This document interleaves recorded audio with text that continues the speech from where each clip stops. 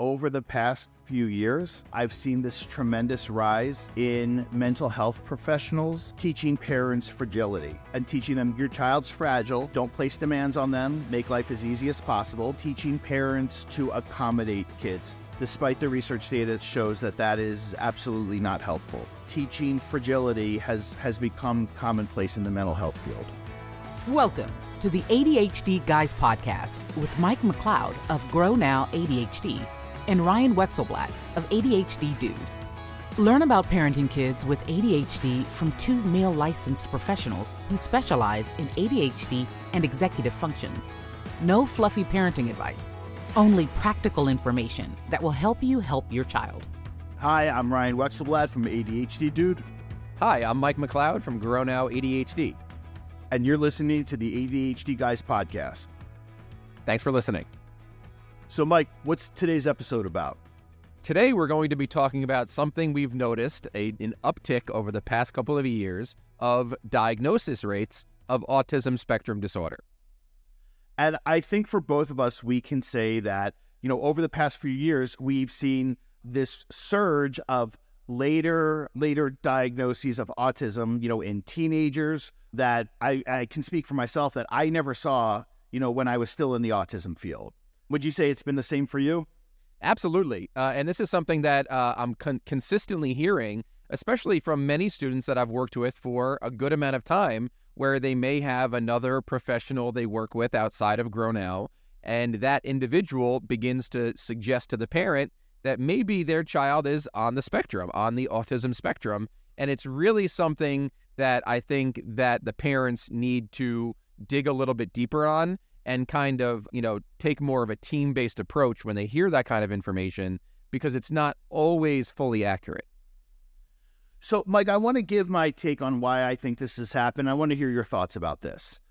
For the years I've been in private practice, I've always seen some kids and, they would come in and, the parents would tell me in advance, well, they got an autism diagnosis. And then I'd meet the kid and I'd start seeing things and I'd say, this is not autism. And I would explain to the parents why, this does not present like autism to me. Just so everybody knows, I have a strong background in autism. I used to have the certification of certified autism specialist. I let it lapse because I'm not in the autism field anymore. But my point is that, I've seen, hundreds and hundreds of kids with autism. I worked in a school for kids with higher verbal autism for many years. So, I've seen many different presentations of autism throughout my career. One of the things I think happened, Mike, was, in the past few years as the term neurodiverse or neurodiversity kind of became, more well known, I have to say, I think a lot of professionals working with kids, particularly in the mental health field, began to maybe think that they had a level of expertise in autism without really doing professional development in autism. And because there was this, suddenly this new awareness of autism, which was good that people are becoming more aware of it. But I don't think it's helpful that just because there's an awareness of it, that everyone starts getting diagnosed. And, what I've always said is, and obviously I've been doing this a little longer than you because of my age, that throughout my career, I've seen, there's been points where there's been an in-diagnosis, right? So when I was, first started working with kids in the early 90s, the in-diagnosis then was ADHD. And that was the first generation of kids who was correctly diagnosed with ADHD. And then in the mid 90s, like around, 95, 96, suddenly all these kids were getting diagnosed with Tourette's, which was not a correct diagnosis. Okay. So that was a trend for a while. And then, around early 2000, 2001, whenever that was, then that was the first generation of kids who was correctly getting diagnosed with Asperger's, So I think there's been times where there's been this surge in diagnoses, and some of them have been warranted because they've been accurate. But then we have the one like the Tourette's diagnosis, which was completely inaccurate.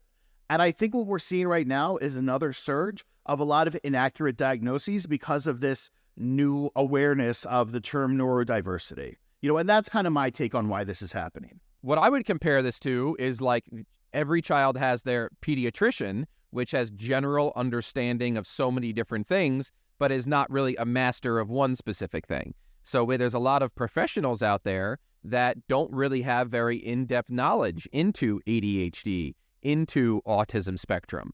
So they look at ADHD and they're still looking at an outdated view of it as an attention deficit, as hyperactivity, as inattentiveness, as an academic-based disorder, something that's going to affect them at school. They only need their meds on school days, not in the summertime, not when they're at camp, things like that. And then when, during those young, crucial years, they're not really, utilizing parent training and different approaches to help strengthen those executive functions because of the misunderstanding of what ADHD truly is. And then at these very young ages, these kids tend to retreat into screens. Their entire social network becomes screen-based and video game-based. And the whole social aspect of social executive functioning within ADHD is never understood, never treated, never approached. So when all of a sudden this child's entire social life is online on the phone and they're not interacting with peers in real life, and by the time they hit 9, 10, 11 years old and they don't have those diverse social experiences, there's most likely going to be a significant delay in their social functioning system. And many professionals see those social issues as simply autism spectrum disorder. And Mike, just to add on to that, I mean, I think about how many kids with ADHD struggle socially, whether it's because they're bossy or controlling in, play situations, and just how many clinicians do not understand that, what we call social executive function skills is part of ADHD. So what happens is if they hear a child struggling socially, well, then automatically, oh, they must have autism. I can't tell you how many parents have told me that their child got an autism diagnosis specifically because of the social piece. And I just, and I, in a way, I understand it because, in the diagnostic criteria, it really doesn't talk about this social piece, but it's really concerning to me that a lot of clinicians do not understand that kids with ADHD struggle socially. So they just, automatically presume autism because of that. And that's pretty much one of the most common things I see, and that's probably one of the most frustrating things I see. So this consistent focus that ADHD and executive functioning are just academic-based. There's so much research showing the social struggles of kids with ADHD, and it's even more prevalent in today's world of instant gratification and screens and games and online gaming and things like that, and the lack of diverse experiences that kids are having. And so often it'll just be a heavy focus on the external. Eye contact, topic maintenance, circles of communication, and he just doesn't have friends. He's not texting anyone. He's not doing anything like that. Such a heavy focus on what's happening externally, but we're not looking at the internal skills that are lacking of the perspective taking, situational awareness, and everything like that. Mike, as you're talking, one of the things I was just thinking about, like trying to, because it's the end of the year and I was kind of reviewing the year and just some of the crazy reasons I've heard from parents about why somebody suggested that their child had autism. So, one parent told me that, because they send their kid to a therapist, which we know is not a recommended treatment for kids with ADHD. And because their 13-year-old doesn't make eye contact with the therapist, right? I'm like, that's not the way males communicate in general, right? So because he doesn't sit there and make eye contact and talk about feelings, the therapist said he thinks he has autism. Like, that's insane, Exactly. Or right. Yeah. Or I know another. Go ahead. Yeah. And even the autism community has come out and spoken about this whole heavy focus on eye contact. It's not just heavy, poor eye contact. It must be autism. It must be a problem. There's the vast majority of neurotypical people don't do very well with eye contact. Eye contact is also very culturally dependent based on your background and your culture. You can't put such a heavy focus on eye contact as a social skill. How about we look at what truly matters? Making friends, keeping friends, understanding their perspectives, and social reciprocity, 50-50 relationships. Is your child only able to get attention from peers when they act silly and try to make jokes about all these memes and put themselves out there to just constantly get a laugh and get stimulated by peers? Kids with ADHD really, really struggle socially, and social relationships, whether your child says, I want friends or not, many kids have defense mechanisms to say, I don't want friends, I don't care. But friendships and social attention is the social currency for 99% of kids. Let's be honest. Kids want friends. But if they don't have the skills to understand that, hey, I'm giving this kid some cringy thoughts, I'm putting cringy thoughts in their heads by acting so silly, only wanting to talk about Fortnite, only wanting to talk about memes, only wanting to talk about things that I find interesting.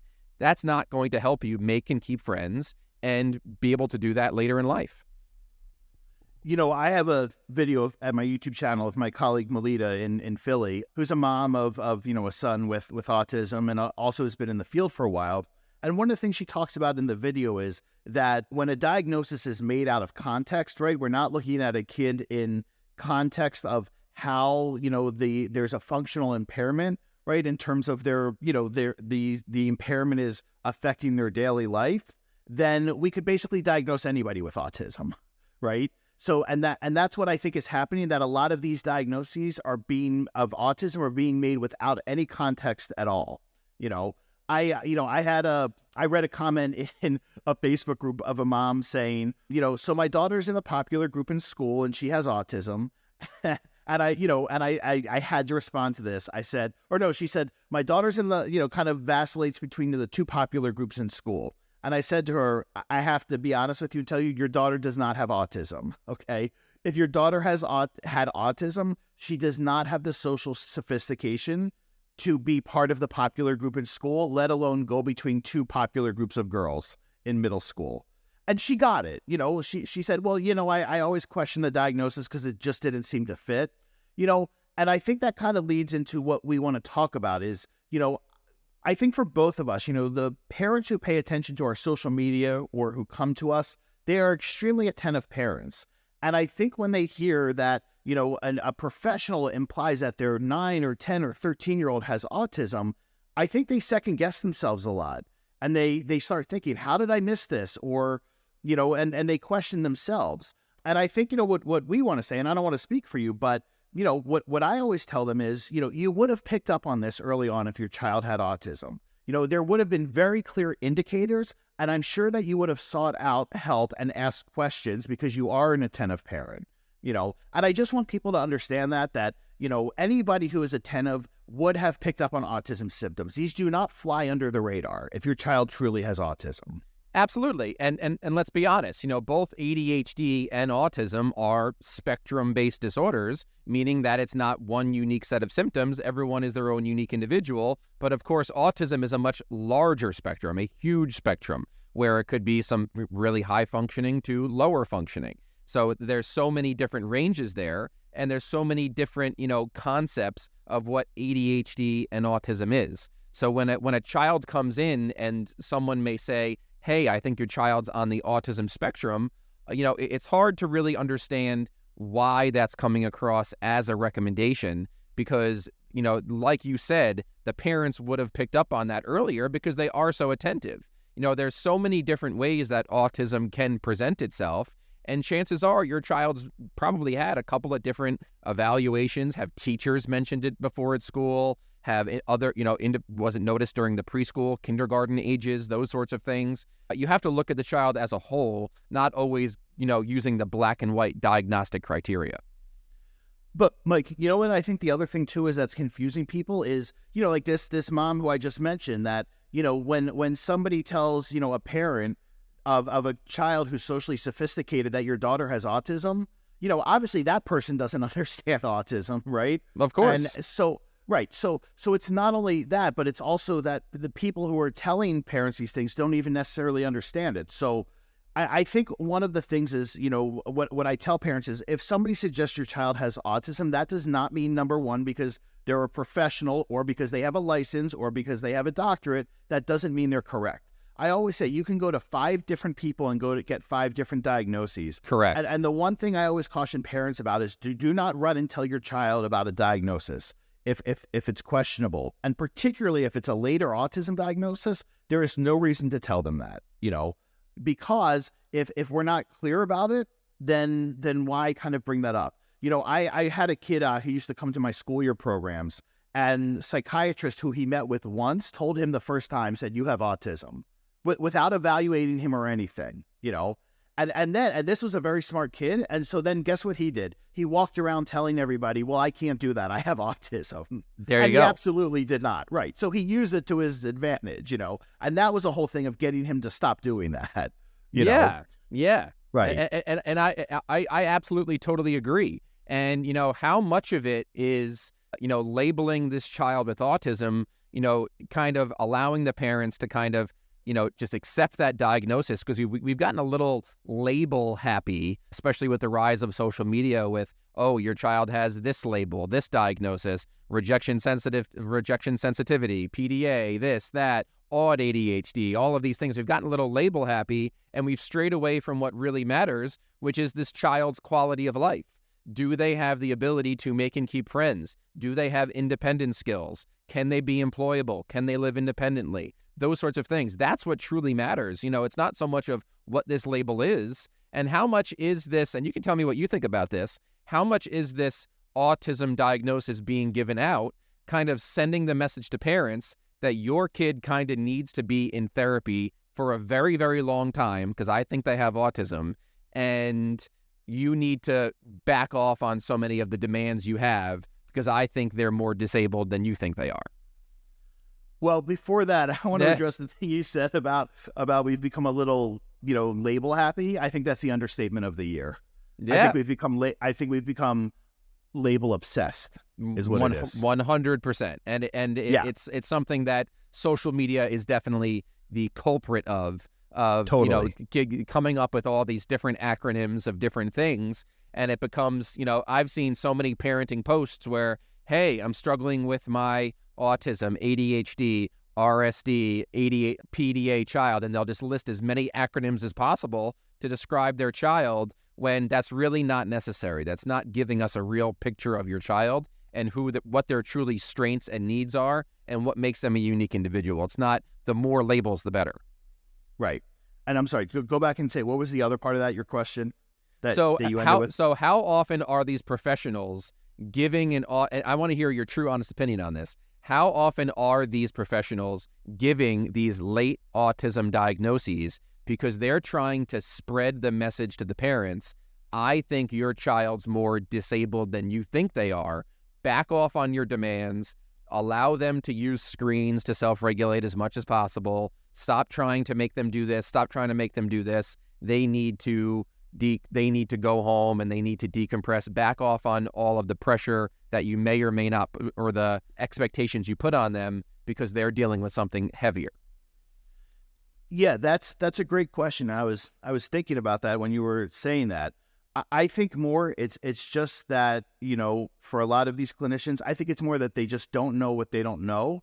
But that being said, I will tell you, over the past few years, I'll say, maybe 2 years in particular, I really feel like I've seen this tremendous rise in mental health professionals teaching parents fragility and teaching them your child's fragile, don't place demands on them, make life as easy as possible.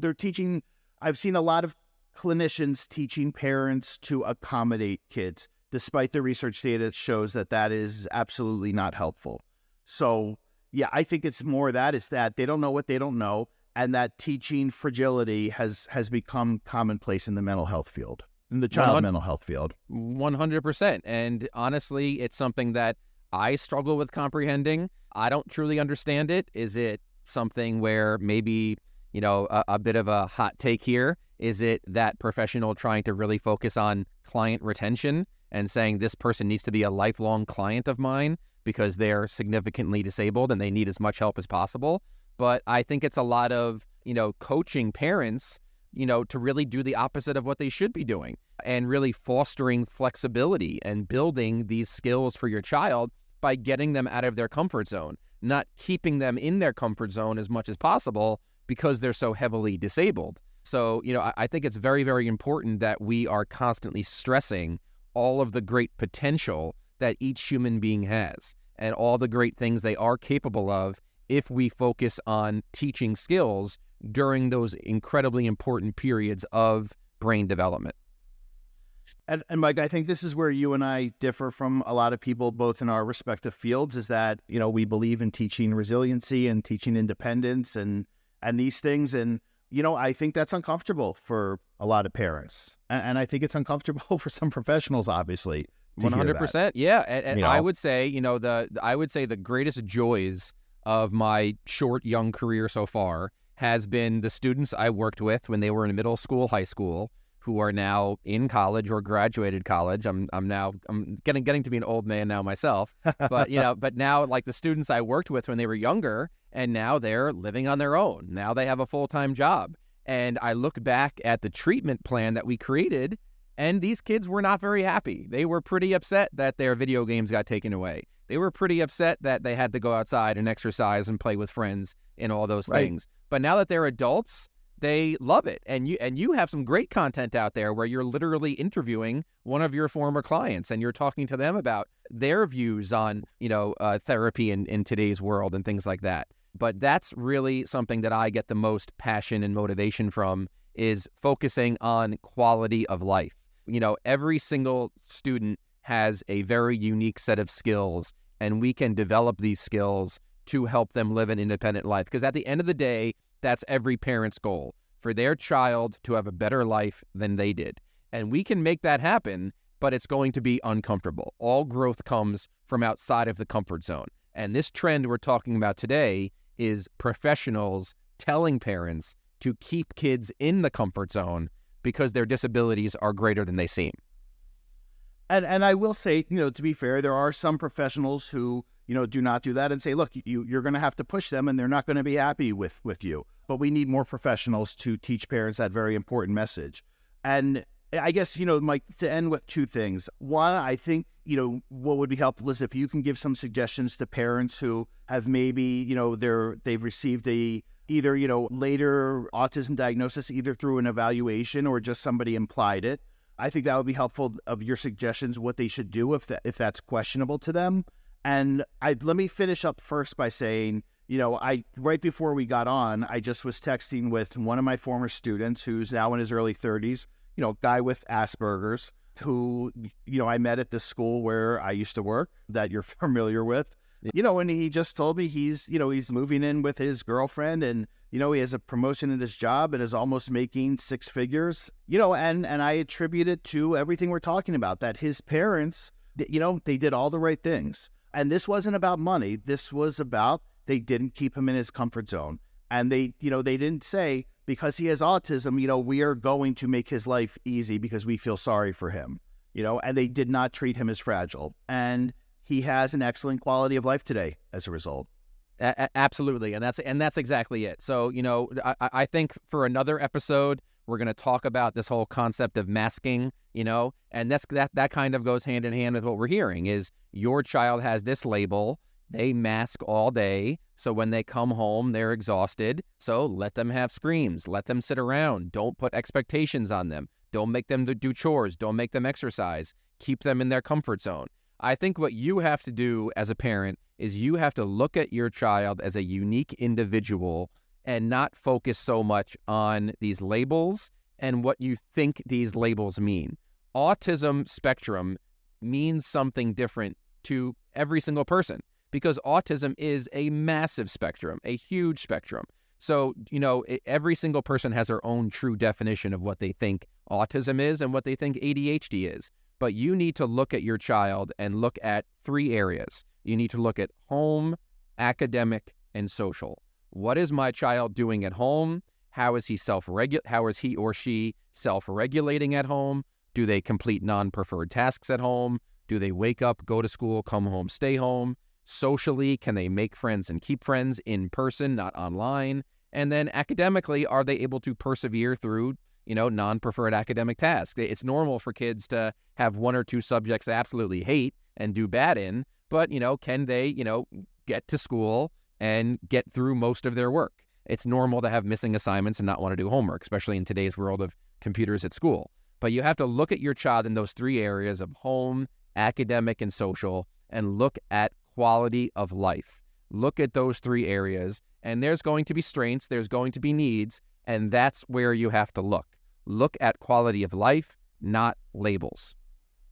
So, Mike, if somebody's child received, a later autism diagnosis, either an eval or just somebody suggested it to them, do you feel like they need to do anything beyond looking at those three areas? I mean, do they need to be evaluated again, or do they really just need to look at their quality of life and forget about the diagnosis?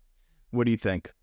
I think you said it best about 5 minutes ago. You can get 10 evaluations and get 10 different diagnoses. All of these, the way that this system is set up, where your kid sits in a room for 6-7 hours over 1 day or 2 days and is just given test after test after test after test, and all of a sudden that test determines their self-worth and their future. It's a joke. It's an absolute joke. And it all depends on how that person interprets that test. How about you have conversations with the people that interacts with your child the most? Talk to the teachers, talk to the counselors, talk to the gym coach, talk to the person who sees your kid at recess, talk to the kid who sees your kid during unstructured times. Get your kid in varied experiences. Sign them up for the YMCA, for sports, for robotics club, for chess club, for music club, something, and talk to those people who see your kid in the natural environment. Have natural conversations, because what's happening in the natural environment is going to be so much more telling than any standardized test. And to that point, Mike, you know what? When I think about the best evaluations I've read throughout my career, they have two things in them. Either the person doing the evaluation went and observed the child in school and at recess, or they spoke to enough people, like you said, so they can get a picture of the child in different contexts. And how often is that happening anymore? How often do you see evaluations where the person actually goes and observes the kid at school? I can't remember the last time I've seen that. Exactly. I know a few people who do it, but they are few and far between. Very, very, very few and far between. One of the main reasons is because I would obviously COVID and bringing outsiders into schools probably changed a few things. But also, these people that are doing these evaluations and make the living off of evaluations, they're in high demand right now, because everything is just get an eval, get an eval, get an eval, get an eval. And these people have massive waiting lists, and they probably don't have time to go see your kid in school. And that's not an excuse. Honestly, it's not an excuse. You have to go see the kid in the natural environment, no matter how big your waiting list is. Yeah, I agree. All right. I hope this is helpful, everyone. Mr. Mike, where can we find you on social media? You can find me on Instagram at GrowNowADHD, and my website's grownowADHD.com. And you can find me, type in ADHD Dude on YouTube and ADHDdude.com, and we will talk to you soon. Thanks, everybody. Take care. Thanks for listening. To learn more about Mike's practice, Grow Now ADHD, please visit his website at grownowADHD.com. To learn about the services Ryan provides, please visit ADHDdude.com. You can find Mike on Instagram at GrowNowADHD, and you can find Ryan at the ADHD Dude YouTube channel. The ADHD Guys podcast and content posted by either Grow Now ADHD or ADHD Dude is presented solely for general informational and educational purposes.